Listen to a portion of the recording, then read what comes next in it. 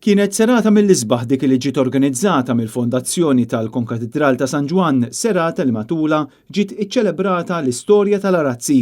Bit-tema A Gift of Glory, il-Fondazzjoni ħasbet biex twassal tarif dwar dawn l-opri tal-arti uniċi li issa ġew restawrati wara proċess li ħa snin twal. Is-serata infetħet mill-professur Monsinjur Emanuel Aġus, President tal-Fondazzjoni, u matula mhux biss twasslu diversi diskorsi u preżentazzjonijiet riċerkati, iżda kien hemm anke waqfiet mużikali.